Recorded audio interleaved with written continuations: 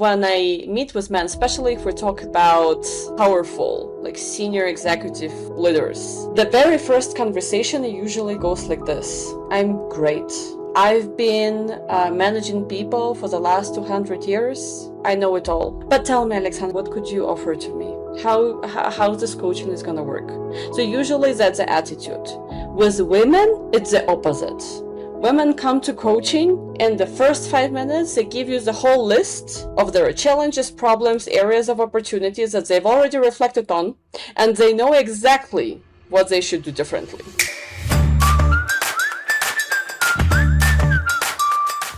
My guest today has coached executives and expats across 30 plus countries, from Moscow to Mumbai to Miami. Alexandra Popkova is a PCC with 15 years leading organizational development in some of the world's fastest moving environments.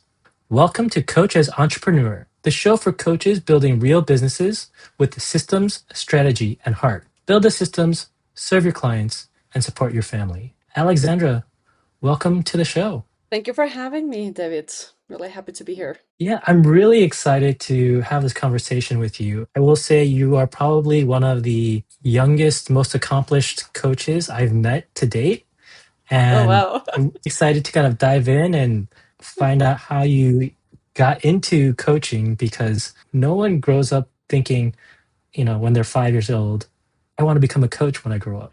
Let's start with that. What did you want to do when you were growing up? Oh, that's a great question. I think at one point of time, I wanted to be like fashion designer or something like that. For a few years when I was a teenager, I think that was my longest era of clarity.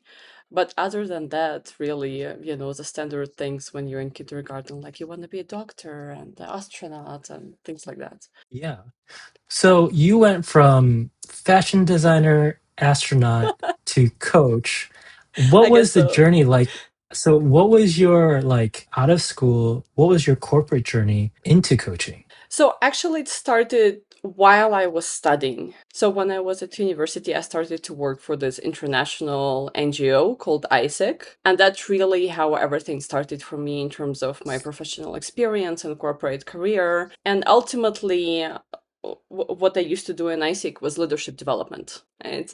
But most of my projects were focusing on sales and partnerships, negotiations, event management, community engagements, and things like that. But I was really getting lots of feedback from my team and my peer managers that I was good at coaching people and helping them grow and really seeing that potential and talent and help others acknowledge it within Mhm. themselves and also see opportunities for future professional development.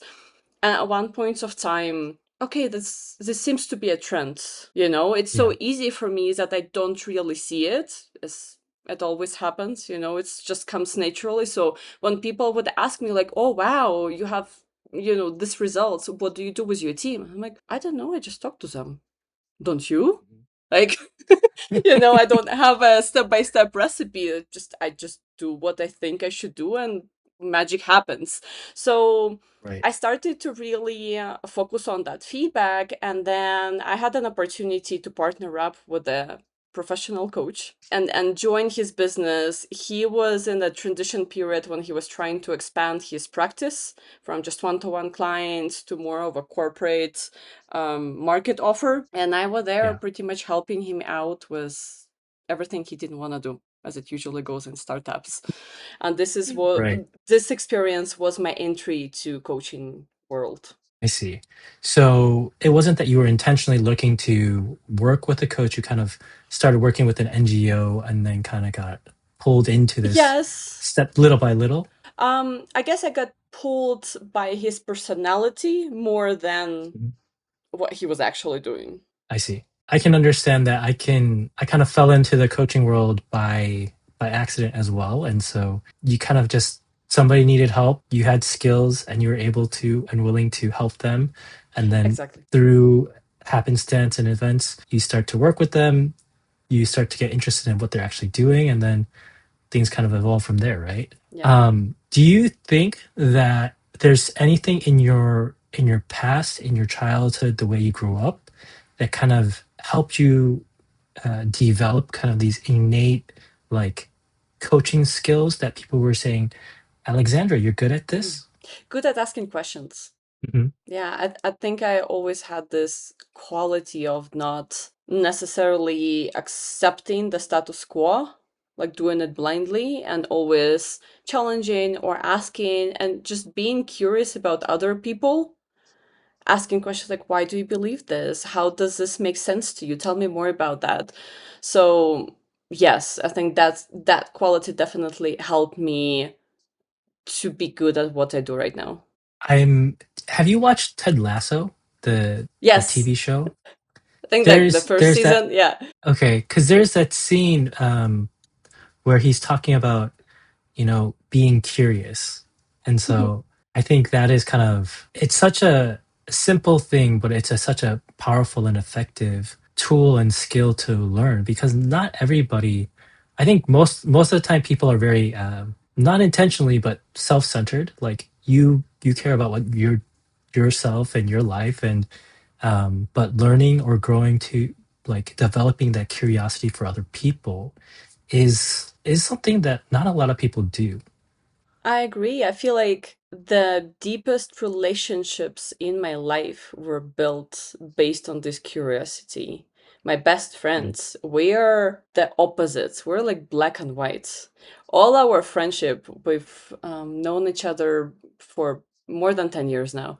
And our friendship is based on this idea: You're so different. You're so weird. Tell me more about it." Well, one that makes life interesting, talking to people who are so different from you, because then you don't need to spend more time with yourself. You want to spend time with people who are different, who through your interactions you learn more and you get to experience different things, right? I Open you agree. up to the world. But I can see that, when you're working as a coach, that's going to be a really good skill to also have, right? Yes. As you're working with clients. How does your curiosity help you when you work with your clients? I honestly believe curiosity is the main quality that every coach should have. Without it, there is no interaction, no coaching on the first place, right? And Mm. I think what's really important here is your ability to kind of step back and understand your own bias at the moment, your own triggers, the story you're telling yourself, and your ability to put all of this aside or acknowledge it, maybe not putting aside, but acknowledging it, working with it, and focusing on the person in front of you, really going deeper into how they see life, what's their perspective. So you went from, let's backtrack just a little bit, because you were working with a coach and then you became a coach. Yeah. What was that transition like? Because you could have just continued doing the support and the help with the coach, but you decided to become a coach. What was that? I was really inspired by him. I remember I would look up to him and I would think to myself, oh my God, this is so amazing. When I grow up and become the strong, independent woman, what do I need to do in my life to be a bit closer to this holiness? I really enjoyed observing him and the impact that he would have on his clients. And I said to myself that, hey, maybe I should start. So I got my postgrad in coaching. I started to take different trainings. I started working with clients, and this was the beginning for me. I'm curious to know, because I've had a number of other coaches in the interviews and conversations where they have said, that experience level is really important to have when you're working with senior executives. Yes. They want to be talking with people who have been in their shoes. For you, like how has that been? Was that a challenge for you working with clients, or did you find Hmm. that your age was something that you could turn into a positive? Obviously, I didn't start with executives, right? I think that's something that I evolved into, but I do have a parallel corporate career where I was in charge of different regions. I was managing teams, like cross-functional teams from different countries and locations. So I do understand that corporate dynamic. I've been there, myself Yeah. in senior leadership positions. And I know how everything works. I know this internal politics and sales and like who is who, what do I need to say. So I think that experience really helps me take my coaching practice to a next level and be able to have this conversations with senior executives because I understand what they're going through. Yeah. We kind of skip over that part of your background and history of because you didn't just start going full-time coaching, right? Yes, You were doing a lot of other things before that. And so that I think also is very important in your story and how it helps you to be actually successful in what you're doing as a coach. I agree. Um, just because we both know, but everybody else doesn't. Can you just explain a little bit about your professional like corporate background? So my main focus has been in talent, organizational development, and HR in general. I had the chance to work in startup projects, NGOs, but also huge international corporations where I was responsible for learning and development department across 9 countries in Latin America and Caribbean, career track, again, Latin America, Brazil. So this senior management experience gives me that corporate perspective that then I could use and bring to my consulting and coaching. And I think that is probably what separates you from a lot of other younger coaches coming into the industry because I've been in this industry for about 12 years. You know, in the last 12 years, the coaching industry has seen an increase in size of coaches, right? There's more coaches coaching Yes. now. But I've also seen that the median age for coaches actually has been coming down. Where before, when I got in, I would say the average age of coaches was probably 50s to 60s, people who were closer to retirement. And now we're seeing people coming who are either right out of school or like, you know, still they've only worked a few years and then they're jumping into coaching. But I Yes. don't think that a lot of them have the same. And I bring this up because I don't think a lot of them have the same background and experience, because that speaks a lot to your credibility and your skill level, right? Because you weren't just. And I want to say this carefully, right? Because anybody can really become a coach. Like you can learn the skills to do coaching, but I do think that there is a aspect of the experience and being able to speak the same language that makes it easier when you're talking with your clients, right? Even though you're young, right? You have that experience and you are able to accelerate your career. So when you are coaching, there might be like an age gap, but then there's not necessarily a huge experience gap, right? I agree. And now hearing you talk about it, something that comes to my mind is just a little bit of reflection on my own experience, life experience. Since I was 2 years old, I've always been the youngest person in the room, Mm. right? When I was two, my mom took me to dance classes. And after the first class, the teacher said, you know what, maybe it's going to be too boring for her with the kids of her age. So let's try kids that were 3.5, which for that age is a huge difference, right? So since then, everything that's not about age specific context, like school, university, everywhere else in my life, I am the youngest person in the room. So that's like the roles that I've always have had, and I guess I'm used to it. Mhm. That's a huge advantage for you, right? Because one, you accelerate and move quicker because you're always learning from other people. And I think there's a little bit of the depending on where you are and who's in that group, people might not necessarily expect a lot from you. Yes, totally. I feel like you have a story there that where you went in and you kind of surprised a group of people when they weren't expecting much from you. Not a particular story, but I guess that's experience that I have every time I join a new team at work, right? So I'm this new girl, nobody knows me, and then I come in and say, "Oh yeah, I've been living in Latin America for the past 11 years. Before that, I lived in India, in Bahrain, and the Middle East. I'm originally from Russia. I work in 3 languages. I've traveled here and there. So just for me, simple facts about my life, but I see the face expressions of people around Right. me. And I'm like, okay, probably that's not normal or that's not average, when I face the reality. I think it becomes more normal once you get in like the 40s and 50s, right? Because people, especially when they're working with multinationals, the multinationals will move staff around for different projects and things, right? But Yeah, right out of school in your 20s, that's not happening very often. I agree. So I would say your experiences to experience so much of the world and to work on so many different projects at the level that you are doing it, I think is a testament to who you are, to your parents for raising you, right? But also to, again, to you for being able to push yourself to get to that level and to, excel. Because obviously you excelled because you kept getting those kind of positions and roles, right? So I'd love to kind of transition a little bit more into the coaching part of your work, right? As you started coaching, what were some of the challenges that you faced when you started coaching? I think the classical ones, like, okay, now I'm ready. Where do I get clients? How do I sell myself? How should I present myself?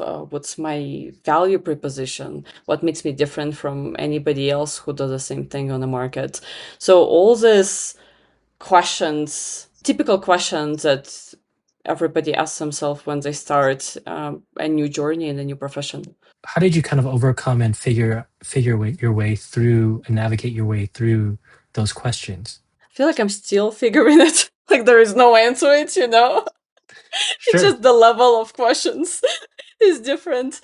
Um, but I think I got really lucky. So, two important things that I would like to share here. Number one is my corporate experience gave me the right type of exposure.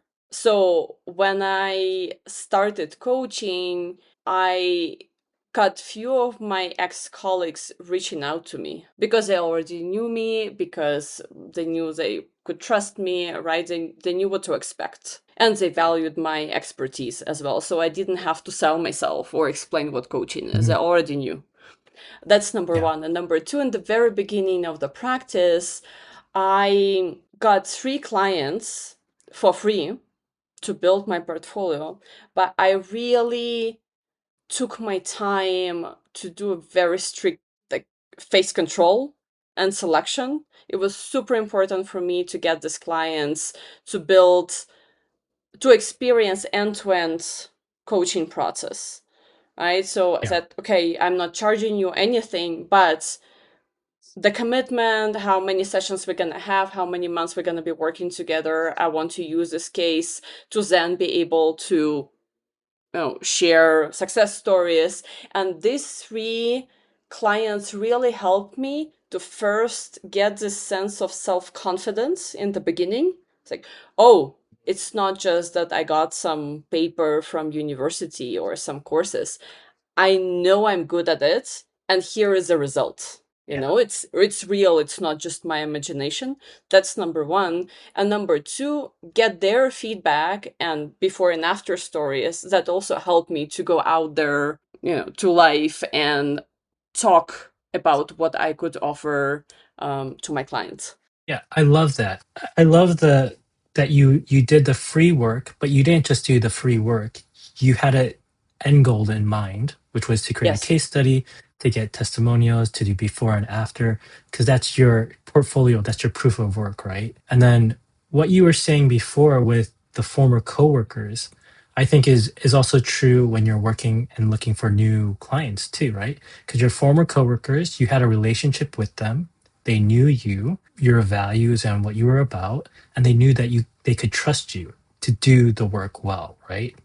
And so when when you're looking for new clients, the way started to talk about it more and more often is thinking about it as a relationship, right? It's not just a here's a lead that whose opportunity who can become a customer. It's this is John, and we've just met, and now we're going to start building a relationship. How do you build a relationship? How do you build in trust, or get to that point of trust, so that they're going to want to work with you? So what are the interactions that need to go on? What are the questions, or what are the things that you need to talk about when it comes to coaching, so that they can feel like, oh, okay, I can understand what's Alexandra's value, what does she care about, what's her philosophy around coaching, what's going to happen if we were to work together, right? And so once they understand who you are, and you've gotten that relationship going, then it's like, okay, now we can take this up another level, and now we can consider, okay, so how much does this cost? And I can trust you Yep. because I've seen the work that you're doing. And when it comes to the whole marketing thing, the more I've like had conversations with coaches, I've realized a lot of coaches hate the idea of marketing. There's like this idea of like, where you get so many emails, and you get so many LinkedIn messages from all these people who are trying to market their services, that I've heard from a lot of coaches like, I don't want to do that. I don't want to be like, Like them. right? Yeah, exactly, like them. And so I completely understand it. But if you still need to create visibility, you have to let people know about what you're doing, or else, like, where do you get new clients?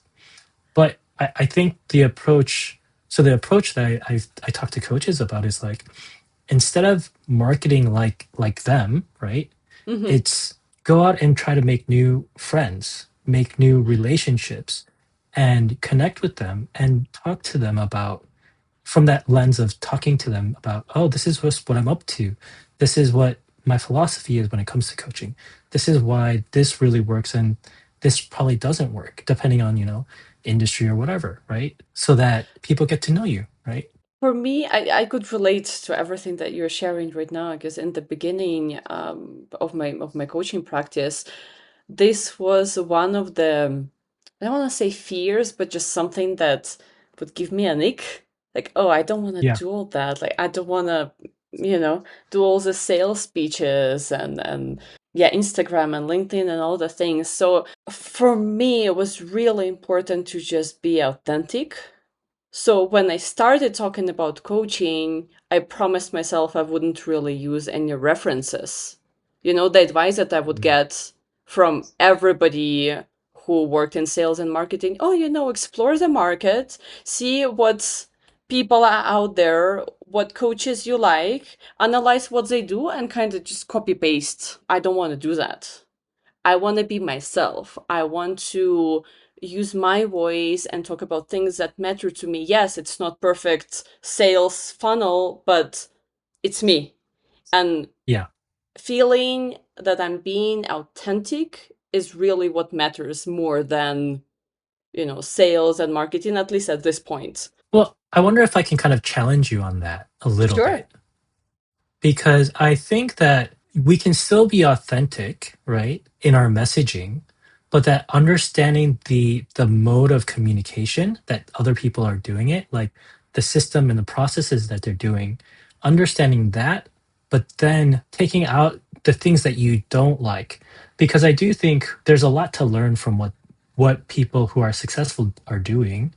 But then if there's pieces or things that don't feel right to you, you can always just take that out and replace it with your version of that, right? I agree. Totally agree with you. I think in my experience, when I started thinking about all this marketing and communications, it was just too overwhelming, right? So it's a Yeah. new profession. I need to find clients. I need to find my own voice, and then think about sales and marketing and communication channels on top of everything else that's happening in my life. It's like, okay, let's prioritize. Otherwise, you could just go crazy. So for me, the way that helped me stay sane at that moment was say, you know what, I'm not going to worry about that. I'm just going to be myself, and then I'll figure it out. Once I have the capacity to actually focus on it, then I could turn to it and explore. And I think that that's just really, really wise, right? Because there is a lot, especially when for coaches who are solo entrepreneurs, right? Because you're not just, it's very different from being in corporate. You're not just focusing on Yes. like this one thing, right? Which is the benefit of working for an organization. You get to focus on one thing.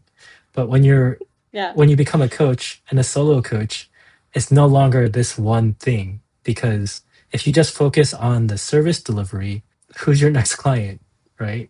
So being able to focus on the important things and then prioritize is, I think, yeah, very smart. Or else you get stuck in this cycle of just like Overthinking. doubt, overthinking. You get Yeah. stuck, analysis paralysis, right? Exactly. And I see that a lot when I teach coaching. I get a lot of questions of, okay, so what's my next step? How do I start? Students ask me to share my stories.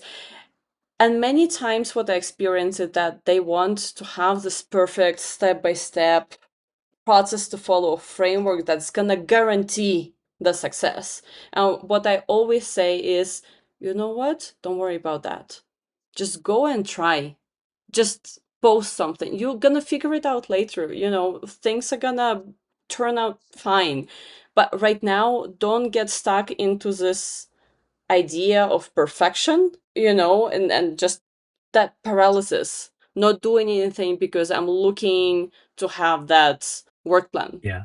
I ironically, I was working on a video, kind of about this, about the lie of perfection, because so often people use this idea of I need to make it perfect, and so they don't release, a landing page or their marketing campaign, and they use it as an excuse, right?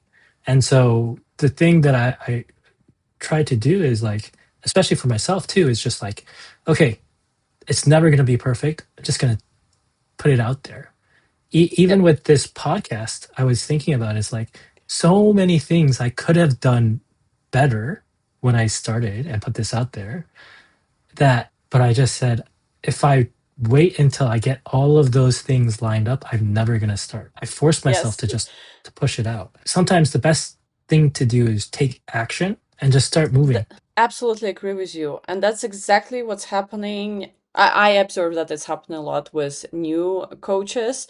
When they get their diploma, they get their education, and then they have this idea that they need to find their own niche and commit to it forever. And obviously, they don't have much practice. So they just feel stuck and they freeze and they ask, okay, how can I make that decision if I don't really know what works for me or what type of Mm, clients I like, or what's my offer, what's my value yeah, proposition. But they have yeah. that pressure, that they need to make that commitment today, otherwise nothing is going to work for them. Yeah, which is like the biggest illusion, lie, whatever you want to call it, right? Misconception. Yes. Because I've talked to a number of coaches and I asked them, so how do you like your website? And I would say, except for like, there might be 5% out of like 50, 60 people I've spoken to about just their website who said, I love my website today. Maybe 5%. And the reason is like, they spend a lot of money, or a lot of, well, not everybody, but a majority will spend money on it. They will start writing the content for it, but when they write it, they have this idea of what they want to do, who they want to serve, which is great. But the problem is that once they start delivering coaching, they realize what they thought in their mind and what is happening in reality don't necessarily equal one to one, right? And so then they realize, actually, I thought I liked this niche. I like this kind of style of coaching, but now that I've done it for 6 months, I don't love it. And so it's such a funny thing, because we always have this, as human beings, we have this picture in our mind of this would be perfect. If I built this house like this, it's going to be perfect, or if I Yep. had met this person and then spend my life with them, this is going to be perfect. But then the reality sets in, and then you realize, oh, there's actually this, now that I'm living in this house or seeing this person, these things aren't perfect, or I don't love these things. And so it's the same thing happens with the business is like, I thought I wanted to work with this niche. I thought I wanted to do my Mm-hmm. service this way. But I think you have to give yourself to be flexible and to be gracious enough to yourself to be like, we're going to just do this for now. Let's ride this test. Let's see what's going to happen. And then as we go, let's reevaluate 3 6 months. And if we want to change some stuff, let's change it. Right. But you have to think about, you have to give yourself that flexibility. You didn't become a coach to be a marketer. But if you want to build a sustainable business, you need a system that works for you while you're coaching. Coach Ops is designed to help you go from unpredictable referrals to a reliable marketing system without it feeling pushy or salesy. If you're ready to build something systematic, visit kyber5.com/coach ops. I think it's a power of the concept of good enough. It's good enough for now. Like, Mm. that's okay. Nobody's gonna die if my website is not Yeah. perfect forever. Let Right. me just publish it, and then I'll get back to this thought tomorrow. Yeah. I have the opportunity to make a different decision at any given point of time, and that's okay. And I think that's just what people need to like understand is that it's okay. This is good enough for today. This is 80% of the work, right? The 80/20 rule. Let's put it out there and go. But people have a fear, right? And a lot of coaches have that fear of like, just like everybody else, a lot of people have a fear of public speaking. Once you get out there, you get comfortable with it. Once you put your website out there or your landing page or you start posting, you eventually start to get comfortable and confident. Yeah. But it's that We're all first step. humans. Yeah. It's a hard journey, but I think it's fun or it can become fun. But the hardest thing is just that taking that first step and being okay with good enough. So for you, as you've been coaching now, what's something that's kind of surprised you about running your own business? Oh, wow. Honestly, I don't think anything surprised me because I think I had a pretty good idea and clarity of everything that it means, being by myself. Again, what you mentioned, not just focusing on service delivery, but also thinking about all this back office and administration and sales and marketing and networking. But what I really enjoy is the sense of gratitude. It's there, obviously, because you work with clients, how it feels. But I feel like it's almost like you'd never experienced it before, and every time, like, it's this new wave of gratitude and appreciation when you really see the before and after, when clients reach out back to you and say, hey, I've been thinking about what we discussed on our last session, or I've made this change in my life, and see, here is the result. And when you face this reality, it gives you so much energy to Yeah. keep on going, Is there any specific story that you'd like to share of what you're talking about of where you've seen people change and grow? And the first story that comes to my mind is a client of mine. She was going through a career transition. She got an amazing job offer, which was 2 levels higher than the current position she was doing. And obviously, she accepted it because that's once in a lifetime opportunity. But she was really doubting herself. In her mind, it was not a long-term situation. It was, okay, I'm going to start working there. And in some times, they're going to figure out that I'm not who they thought I was, this classical imposter syndrome. And Yeah. it's going to end.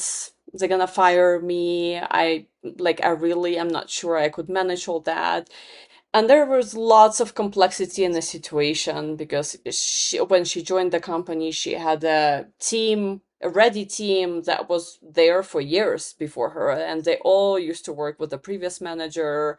The complexity of the business context, the company was growing really fast, and that was one of her focuses for our coaching process. That self-confidence and self-esteem, Mm. and also learning specific tools that could help her navigate through day by day uncertainty and stress, and manage Yeah. work and life and show up at her best.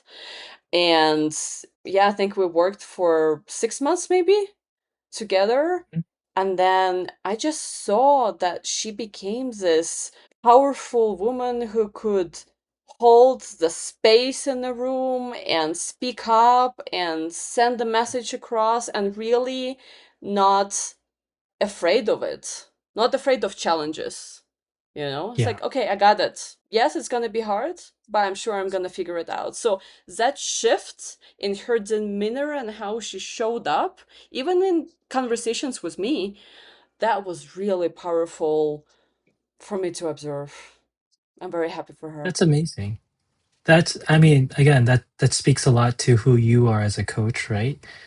That you were able to bring that out and help her to realize that, right? Because it's not that wasn't there, right?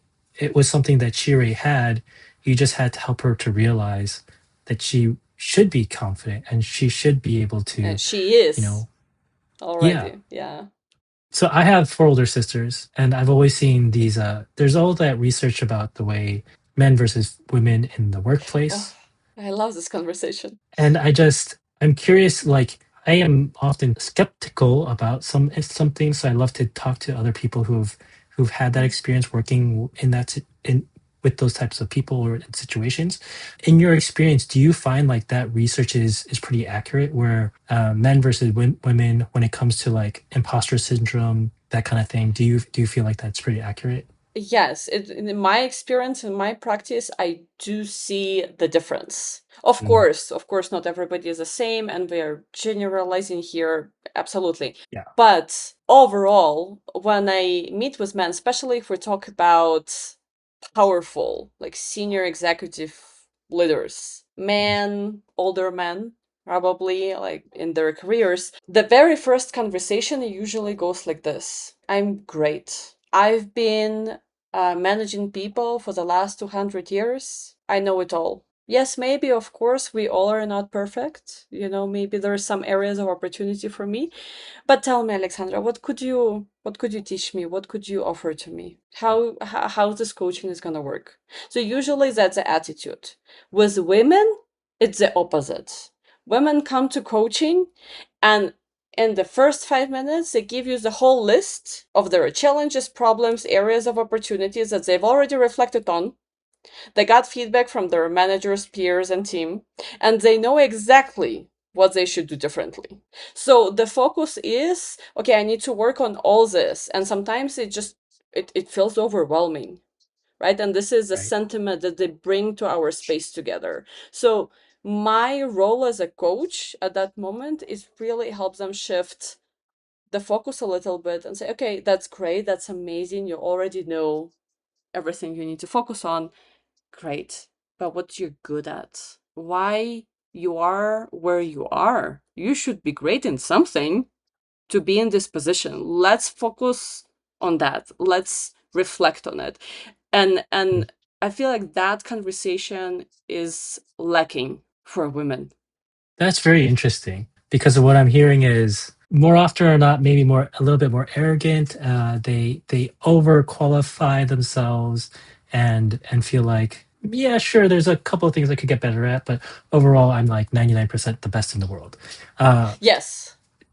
so Yes. then helping them to see, okay, you have lots of confidence, but here are the things where you need to work on. Whereas women are coming in from the complete opposite, where it's lack of confidence and an overwhelming feeling of like, I need to do better.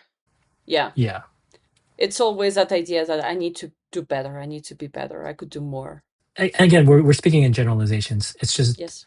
how do we work through and help to create better leaders and managers, right? Because the more self-aware everybody is, the better. You can't really just bring everybody to the happy medium, right? Or else they don't need coaches. But where is that intersection of like the happy medium? Or maybe there's not. And it just is what it is. I think it's a spectrum, and for each individual, that happy medium is going to mean a different thing. But I do see the trends, again, men versus women. When a lot of women reach out to me, and in the first conversation, something that they bring up to a table is that idea of being assertive, communicate assertively, and not being perceived as drama queen and things like that. I've never heard this term with a male client. Like there is no concept of being Mm. afraid of being perceived as a drama queen, correct? So even Yeah, just this little detail really shows how different the experience is for men and yeah, women in the same situation. yeah. So what I'm hearing is we as a global society just still have a very long way to go. But we're on the right track. I honestly believe, like, I'm Yeah. happy to hear that, to know that we're having these conversations right now. That's fantastic because the work that you're doing then is is good because you are helping women leaders to realize that there's no reason to be so down on yourself. You can be confident because you are where you are because you have the skills, you have the ability, and you should be confident in who you are. So Exactly. wonderful job. I think, thank you. Thank you, David. I think one important thing here that I'd like to mention is that women still don't have very little examples. We have less references comparing to men, right? So women before us, women in leadership positions, strong women, women in power, but who women who could communicate assertively or have this work-life balance, like so many things that just diversity, right? Mhm.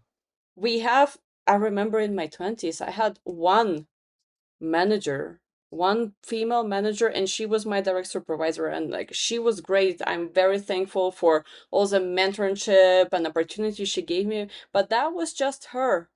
Everybody else in the room were men. All the senior Yeah. managers were men. So obviously when I would picture myself there with them at the table, it just, you need to create a new version of this situation because you've never seen it differently. I think again we're slowly improving and evolving as a society, right? Where we're Yes, seeing more we female do. leaders, more female CEOs. Although I would still say it is pretty skewed in terms of where you look in terms of industry or even departments, right? Where there's still in certain areas there are more females versus males. But Yeah, we are overall, I think, moving in a generally better direction than we were before 50 years ago. we're much better now. Yes, I agree. We briefly talked about going from the corporate where you have the whole, corporate system behind you so you can focus on your role in the business versus you as a solo coach. How has that been for you managing the marketing, the sales, the technology, right? You're everything versus before you could kind of depend on other people for those things. I think so far it's worked for me because most of my clients come from recommendations, from references, from network. But right now, I feel I'm in the middle of that transition when I'm ready to take the next step. And definitely, I'm thinking about hiring a team or just outsourcing that business support because I really want to Yeah. focus on what I'm good at and invest my focus and attention and energy in coaching rather than trying to figure out all this business back office from scratch. Right? It's gonna take me Yeah. more time and probably I'm not gonna get the result that I'm looking for, obviously. So I feel like I'm in this transition right now when I'm ready to take the business to the next level and also thinking about not just coaching, but okay, how can I make it sustainable long term so the business does not necessarily depend on me, right? Because we have Right. limited time. I often think about that in the terms of basically what are the redundancies? If you are no Mm-hmm. longer there or you're sick, what is the redundancy or the guarantee that if something happens to the service, so like in IT, it's like if this server goes down in Europe, what happens? Like where's the backup Yeah, we have server, a backup. right? Yeah, Exactly. yeah. If something happens to you, what happens to the business?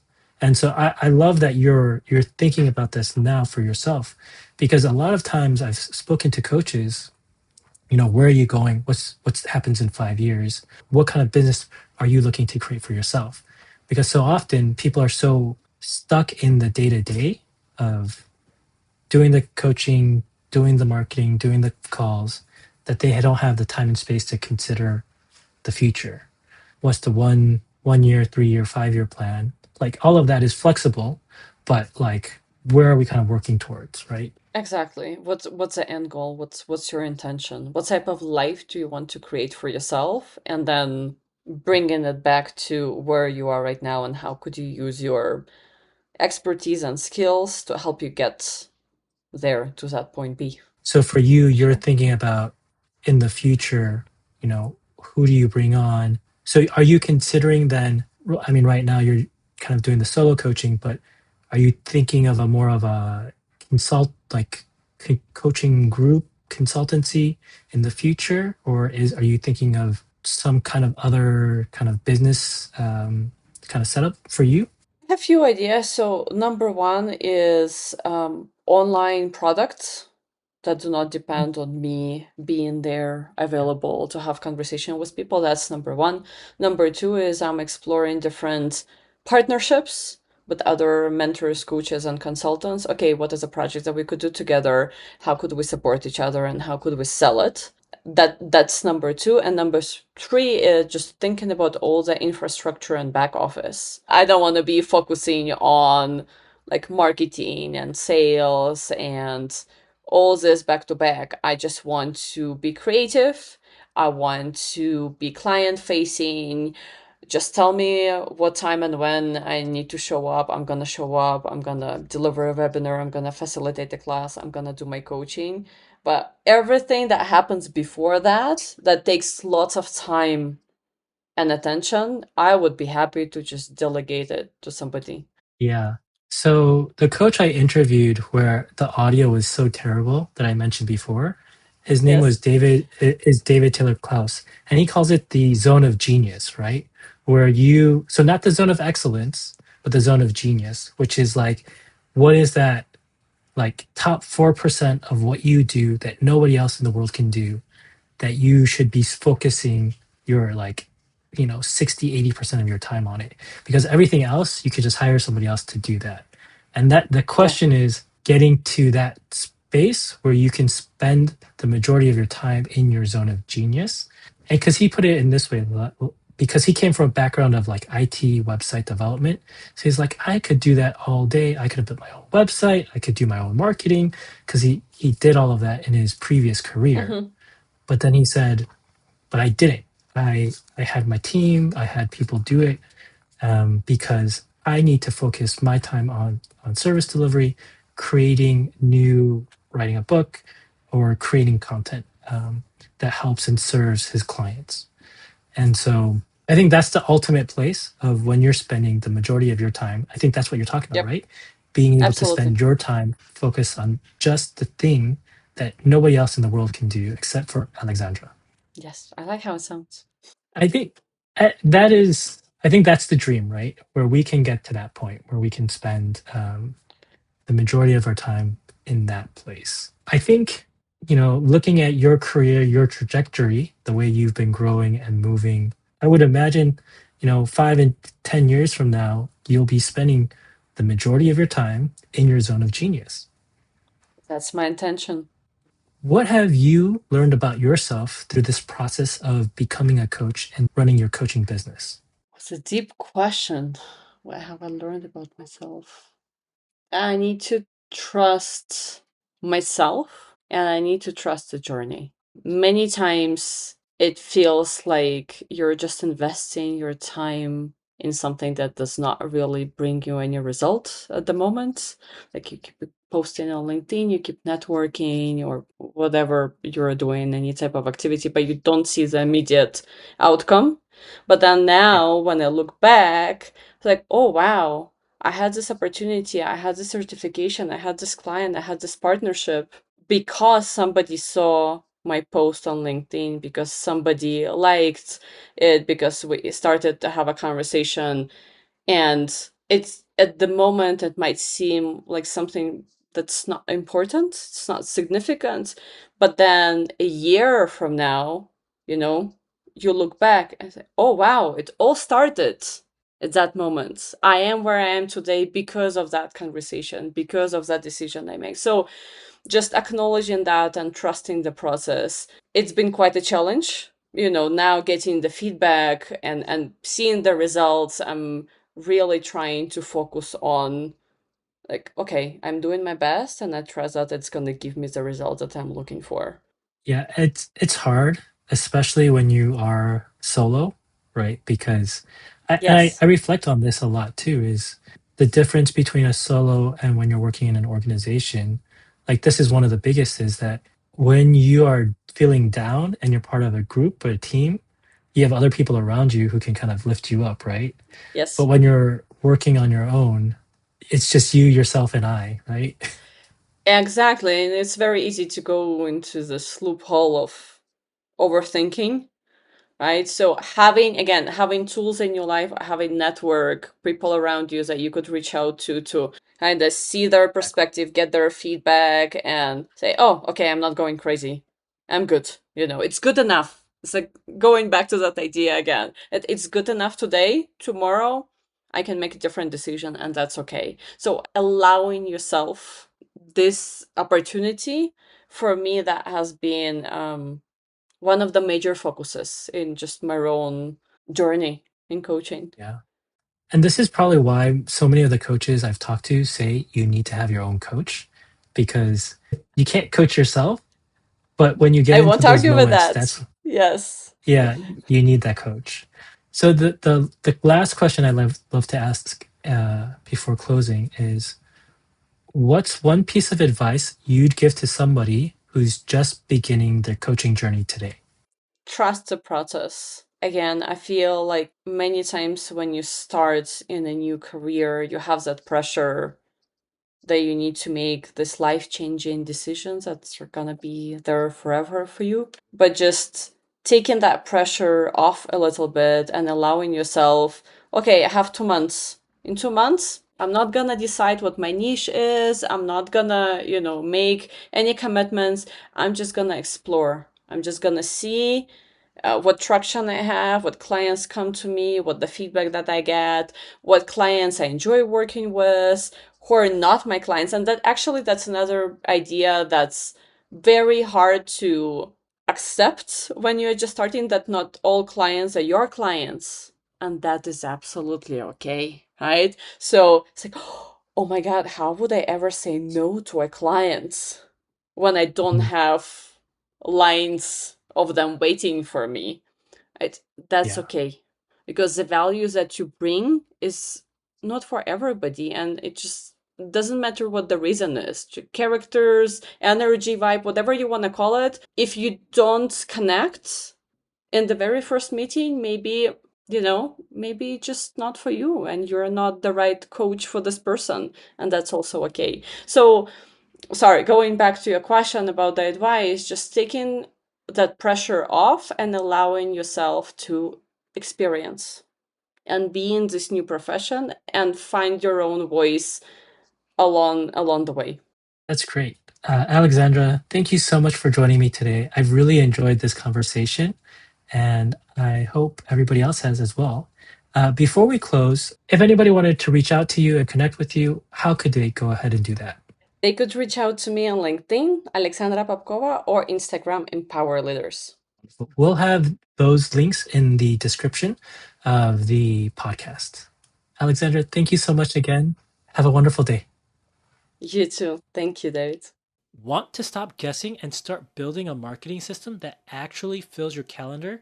Head to kyber5.com/coachops and let's get systematic. That's it for today's episode. I hope you grabbed something useful you can actually apply in your business. If you did, leave a comment or share it with a friend. And hit subscribe if you haven't already. I'll catch you next week.